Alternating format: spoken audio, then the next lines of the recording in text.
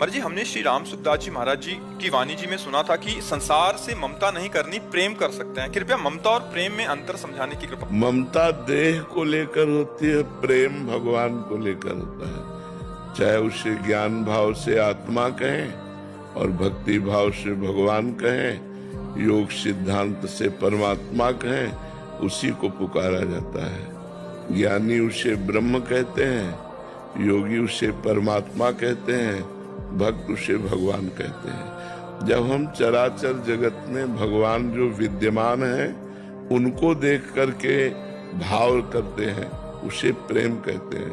और जब हम शरीर को देखकर राग करते हैं तो उसे ममता कहते हैं। ममता जन्म मरण का कारण है और प्रेम जन्म मरण को मिटाने वाला है। माता पिता पुत्र पत्नी पति, इन सब से हमारी मोहमयी आसक्ति है। इसी से इनकी सेवा करते हुए भी हमारी दुर्गति नहीं रुकती। यदि इनमें हम भगवत भाव कर लें कि मेरी माँ के हृदय में प्रभु विराजमान है, पिता के हृदय में प्रभु विराजमान है, पत्नी के हृदय में प्रभु विराजमान है, पति के हृदय में प्रभु विराजमान है, तो वही जो राग है, वही जो मोह है, वही तुम्हारे मोक्ष का कारण बन जाएगा। क्योंकि सब में भगवान है।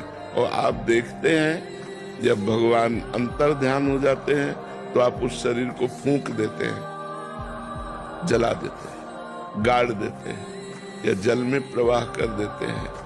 उस शरीर से आप प्यार नहीं करते, अनजाने में भी आप प्रभु से ही प्यार करते हैं। क्योंकि जैसे प्रिय पत्नी, अब उसके शरीर से भगवान अंतर ध्यान, तो शरीर से प्यार किया था तो बनाए रखो शरीर को, तो कोई शरीर को नहीं रखता, शरीर को नष्ट कर देता है।